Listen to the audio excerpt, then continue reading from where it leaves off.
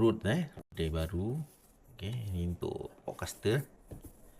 Ada klien order. Ini unboxing. Kita tengok macam mana. Suara dia mantap tak?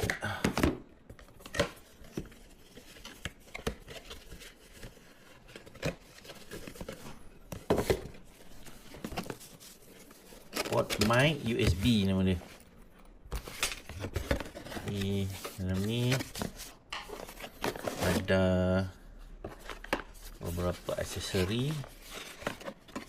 Oh, ni dia punya wind reducer dia. Kemudian jul mikrofon. Oi, berat. Berat.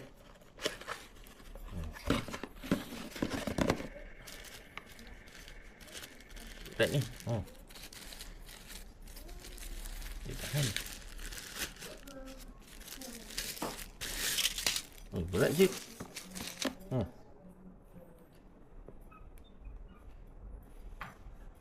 Untuk wind reducer ni kita pasang tengok.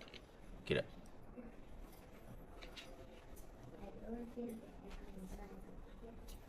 Okay. Yeah, like that.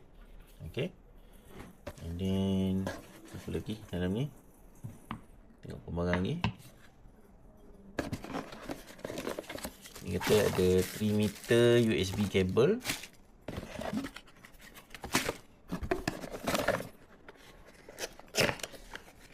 Ya, betul.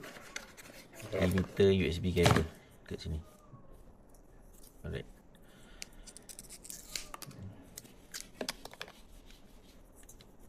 Okay. So ni C to C. C male to C male. Okay. Yang ni boleh pasang dekat sini lah. Okay. Ada port kat sini.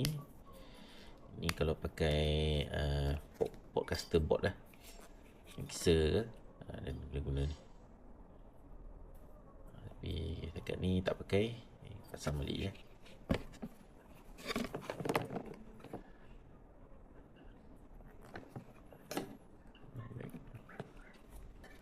Kita guna ni. Okay.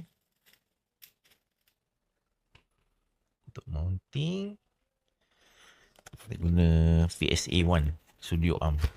Ni professional punya lah, tapi untuk home studio. Ni dari Rode juga.